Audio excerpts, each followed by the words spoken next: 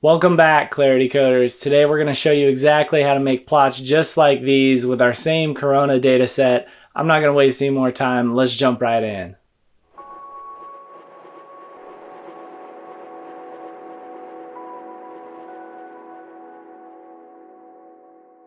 First things first, I'm using Anaconda distribution, which comes with Python, the language we're going to code this in, and Spider, which is the development environment I'm using right here. If you don't have Anaconda or Python installed, you can install it using this link. If you have Python installed, but you're not using Anaconda, that's fine. Some of the libraries you're going to install using pip instead of conda like I am here, but other than that, things should work the same, so feel free to follow along. The first thing we're going to do is import some libraries. The first has a choropleth plot built into it that we can use to map out our data. The second is going to allow us to open up our plot in our browser and display it. Now you'll notice if we try to run this right away, we get some errors that it's not finding the modules we need. So we're gonna have to go ahead and install those. So again, if you don't have Spider or you're using a different IDE or environment or whatever it is, and you're still using Python, you're probably gonna use the command line and do pip install and then these libraries. I'm gonna use conda install because that's the easiest for us that have downloaded Anaconda. And just to make it as easy as possible for everyone to follow along, that's the route I'm going. So if you wanna 100% follow along, download Anaconda and get in the exact same environment as me, and it should work smoothly. So the first thing we're going to do here is we're going to do conda install plotly, and this may take some time, so go ahead and pause the video and I'll kind of jump forward in time to once this finishes.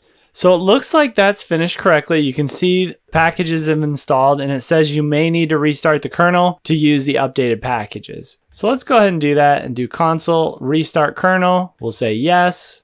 Awesome, that looks like it worked. Let's go ahead and try and run this again. And you'll see this time, all of our imports went pretty smooth. Perfect. So we're gonna grab a couple other things here. I'm gonna paste them in so you don't have to watch me type it out. I will leave these in the description as well, and I'll talk about them just a little. So the first is a URL request that we're going to use to open some data that's going to allow us to map out our counties. If you remember from our last example, our data has an FIPS indicator, and that's going to allow us to map out counties on our map. So we're going to use that to tie back to our map, but we need longitude and latitude points for that. So we're going to import someone else's data here that we're going to use to map out those counties. So we're just pulling that in this line, nothing really more. So, and we're also loading it with JSON. So we're going to load that in, and this is the request library that we're going to use. So we'll run this again just to make sure everything works okay. And you'll notice mine appears to work fine. If you need to load any of these other libraries in, you'll have to do a similar format that we did before. You shouldn't if you have Anaconda, but if you need to load anything else, simply do conda install and then the library name. Awesome, so now we have everything we need to get started other than our data, which we had last time. So in our last, oops, we almost forgot pandas too. We're gonna be working with our data set in pandas just like we did last time, so we're also gonna import pandas up here at the top. So now one difference from what we did last time. So when we were working with our data last time, we downloaded the CSV and worked with it that way. This time we're going to import the raw CSV file. This way, every time we run this, it gets updated data automatically. So again, I will link this in the description, but we're just pulling in that raw data and storing it in the URL variable so then we can load in our data. And to load in our data, just like we did last time, we're going to say df equals pd.read_csv, and then pass in our file, or in this case, we're just going to pass in the URL. And if we run this, we should get back to where we started last time and have the URL ready to go. And if we look at our variable explorer, after that's finished, just like last time, we have all the data ran in. Awesome. So I don't want to waste any time here. Let's go ahead and just plot this data on the map using our county's new longitude and latitude in our plotly library. So I want to limit it. I only want to plot today's data, or maybe it's yesterday's, depending on how. I think this is maybe a day behind the data. So let's do something we did last time. Let's get our last date and set it equal to df, and then we'll grab whatever the last date is. And we're doing this again dynamically. That way this updates automatically every time you run it. You don't have to change the date you want to run it on or anything like that. Let's change our data so we're only grabbing where the df date equals last underscore date. So now we're only going to have today's data. And now let's go ahead and make our plot. And I'm going to walk through this just so we kind of understand what it's doing here. But we're going to create a figure variable. You can call that anything you want. That's just standards, what it usually is. We're going to reference px, which was our variable for plotly express. And we're going to make a choropleth map. So we'll use that. And now we just need to pass in our values. So the first is the data that we're going to use. So we're going to pass in our data frame. Then we need to map out our counties. So we're going to pass in our JSON datas and our counties variable. Now we created this above. Now we just kind of imported this from someone else, so we're not working with that too much. That's just going to map out our counties. Now we need to give what type of location we're using here. So we're using a location type of FIPS, and that's because we have that provided to us in our data here. So that's what we're sticking with. We have a lot here, so I'm going to start formatting this just so it's a little easier to read. We're going to set the color column. So what column matters to us? What column is our color based on? And we're going to say cases, because that's what we're mapping right now. You could do deaths, you could create your own column, whatever you wanted to do, but we're going to color it based on how many cases are in that county. Now we need a color continuous underscore scale. This is going to be our scale that we're going to use. Now you can use your own scale or whatever you want. I'm going to use the best built-in ones here, and I'm going to put one that isn't in here. And if I run this, you'll notice it's going to fail, but it's also going to give me all my options for what I can use for a color scale. And this is actually locations. So we'll fix that. Run it one more time and see if it gives us back our color scale choices here. And you can see it's mad at me because I did not pick a correct one. I actually meant to type test here, which I knew wasn't one. And it's going to give me back some choices. Now, these are just the built-in defaults. Again, I've told you guys before, I'm not the most creative. So I am just going to pick one of this is a green one, I think. So we'll throw that in there as our color scale. Now we need to pick the range for our colors. So this is the ranges that we're going to map out. We could hard code in values. We could use the max and the min in the columns. We could do a lot of different things. We'll play with that just a little bit. For now, I'm just going to pass in 0, and I'll say maybe a high state would have 10,000. So I'll pass in 0 and 10,000 for my cases. If that doesn't make perfect sense now, I'll show you what that kind of looks like once we get into it.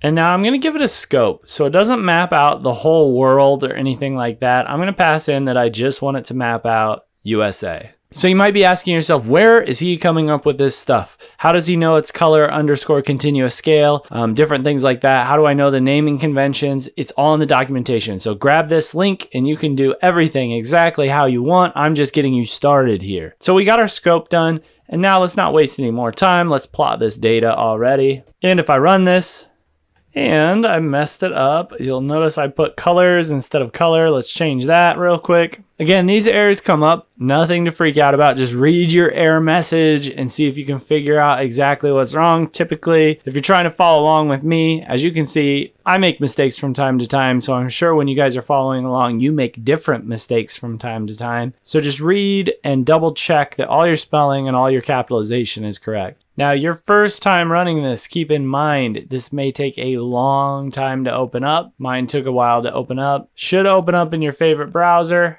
And you'll see here that we got a pretty decent looking heat map. Now, obviously there are some issues. One, our color is a little too high. If you look at the color scheme, almost everything's showing up lower because the cases in the counties are rarely up to 10,000, except for in cases like New York and things like that. And you'll notice a bigger problem here. We are missing the entire state of California, the entire state of Alaska, and some other states around here. And upon looking at this, I discovered that the data is being converted into a number in our program, and it's cutting off the leading 0. So all the California counties start with a 0, and our data is showing it starting with a 6, so it's not mapping it correctly. So to combat that, we have to add a converter in here, and I made just a quick little one-line lambda function that we can add in, and I'll explain it here. So the converter, we're saying in this column, our FIPS column, I'm going to convert the value to a string first.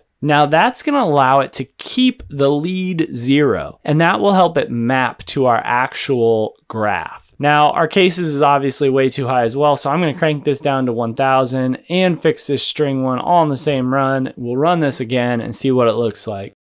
And as you can see here, now this looks like a little better graph, a little more interesting, and you can see we got some hover points to see, but you can see how graphs can get misconstrued. Even if you're trying to give a unbiased graph, you can see now we have a lot of yellow, which is our highest flag here. But really, these aren't that high compared to what we were looking at before. So this makes the outbreak look a lot worse. And our other chart made the outbreak look like it was maybe being over dramatized, when in reality, it's probably somewhere in the middle, but it's the exact same data. That's where it gets hard kind of mapping these out. But you can see here we do have a working chart. So what's with the gray spots? The gray spots are missing data by counties. So you could fill those in with zeros or whatever you would like, but this gets you a good starting point for mapping out the counties. And you can change this color scale, the number system, anything you want, and really make it your own. Now we got a couple more to go through, so I'm going to jump from this one. You guys can work on that as much as you want. All right, now I wanted to add a couple lines here that you could use to change this around if you had an interest in a certain state, for example. So let's say you wanted to limit the data like we did in our last tutorial video by a state. Well, we could reassign our data frame to just that state. So I'm going to set my df equal to df.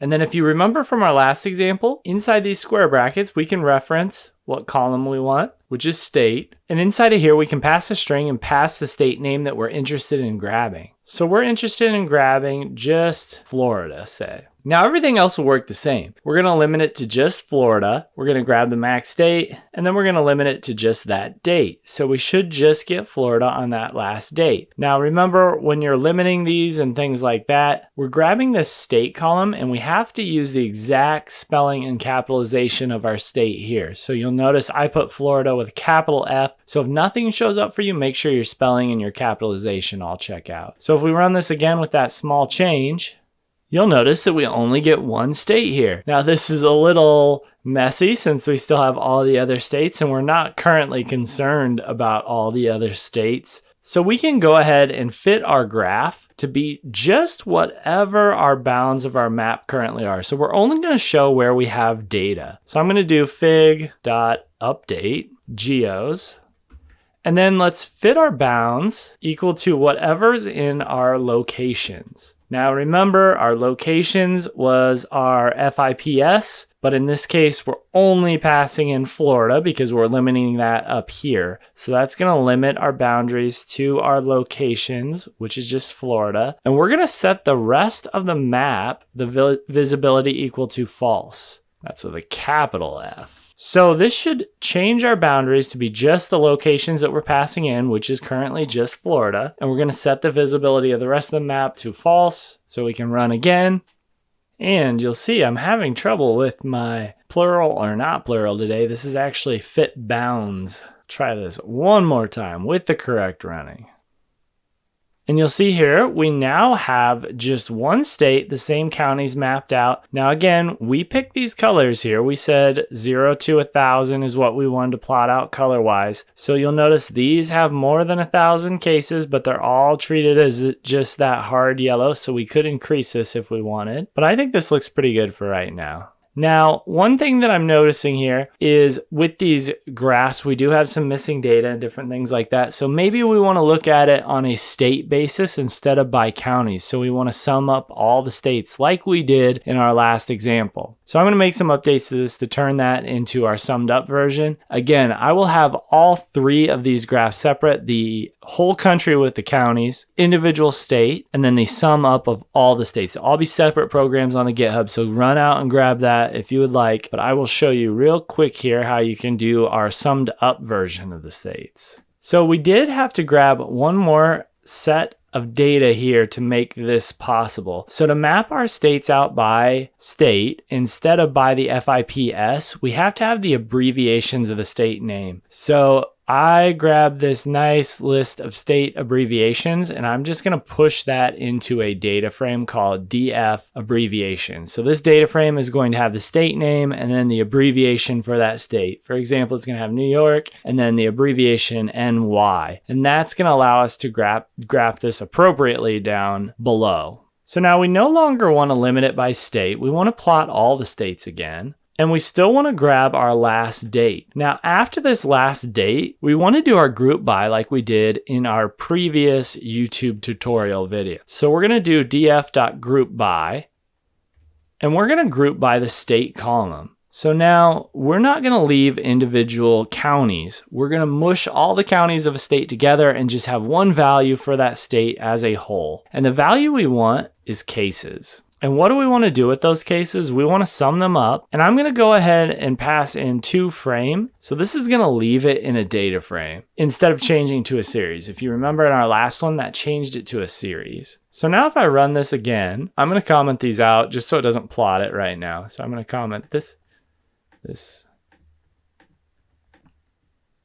And now if I run this again, you'll notice that now I have an abbreviation data frame and I have my summed up data frame. Now, the issue that I had is when I plot this, I can't plot it by name. I have to plot it by abbreviation. So what I'm going to do, I'm going to join these two data frames by the state name. So I'm going to join where this equals this, and that will allow me to grab this abbreviation column. So I'll show you what that looks like really quick. So I got my two data frames. I'm going to do df. I'm just going to overwrite my original data frame. I'm going to do pd.merge. And the two data frames I want to merge are my original data frame that has all of my data, and then my abbreviations data frame. So I'm going to merge df and df underscore abbreviations. And I want to merge it on my left column. So I'm going to say left on equals. And in this left column, the df column, my state name column was called index. It was the index column. So I'm going to say we're going to merge it on df index, and then the right on value. So where's the state name in my df abbreviation? You'll see that it's called state. Now note, this is state with a capital S, which is different than ours, than our df data frame. So we got to make sure we put it in there like that. So capital S, state, and this will take care of our merge. So if I run this one more time really quick, just to show you here, and you'll notice some of these, to pull in this data, we're pulling all of this data in live. So if it takes a minute to run, you have to have an active internet connection. And if it takes a minute to run, just give it a second, it should run through. Same with plotting the graphs. That takes a little time. I'm going to edit some of that time out just so you're not watching me. So if you're coding along with me, just pause your video until your graph pops up. Now, if I open this df data frame now after my merge, you'll notice that I have the cases, the state name, and most importantly, the abbreviation. So now we can plot this out. So I'm going to uncomment these lines because now I'm ready to do some plotting. So I don't want to limit this graph anymore. I want it to be all of the USA. So I'm going to take that line out. I still want it to be USA down here. Still going to use my nice green color. You guys can play with that and make it whatever you want. My locations are no longer FIPS column. My locations now are in DF abbreviation. If you remember in my data frame, I said we had to use the abbreviations. That's how it's coded. And our column was called abbreviation. So that's what I'm passing in here is my abbreviation. Now I'm no longer using our counties variable that we had up here. So I'm going to cut that out. And instead I'm going to tell it what type of locations I'm using. So I'm going to set my location mode equal to USA-states. Now again, how did I know how to do this? The documentation. So if any of this is If you're struggling or any of this seems a little off or you're not sure what I'm doing here, check out the documentation. It will show you exactly how to do anything you want. So let's run this again. And believe it or not, I left the S off again. Let's add the S back in. Try it one more time. And you'll see here that it did sum up our values. It did plot them by state, but you'll notice they are all maxed out at our chart right now. So we have to adjust that a little bit. So one thing we could do that we haven't done yet is we could take our max value of a column and use that as our range. So instead of hard coding in 1,000 here, for example, we could look at our data frame in the cases column and we could set our max equal to whatever the dot max is of our cases column. And this is going to automatically update it. Now it's going to have its own issue. I just want to show you that you can do this. And you'll notice now the chart looks almost opposite. So it set our max to whatever the max of the chart was, which is New York at 2,000 213,000 cases as of today. So what did that do to the rest of the country? It made it look really insignificant, the amount of cases in other places. Even in places like Illinois that has 24,000 and California that has 27,000. So that might not be the right fit either. We might want to adjust it somewhere kind of in between that. So I'm going to say maybe at 75,000 cases. And again, especially when you're not factoring in population, which we're not right now, we're just creating a basic graph, but it can get pretty biased looking depending on what numbers you use here, how the graph looks, if it looks good or bad kind of thing. And you'll see here, this is a little more fair representation, I would say. You can see New York's still in yellow. The rest of the places are kind of colored more appropriately. You can see where some hot areas are starting to come about without looking too crazy. And you'll notice we got our nice hover over each of the states that show the abbreviation and all that. You can change that out with state name and a bunch of different other things with these charts. This is just the basic example to get you started. I'm going to let you guys run and make it completely your own because you're going to make it better than I did anyways. So I will let you run with this now. Any questions, let me know in the comments. Anything you would like to see next on the channel, let me know in the comments. And until next time, keep coding.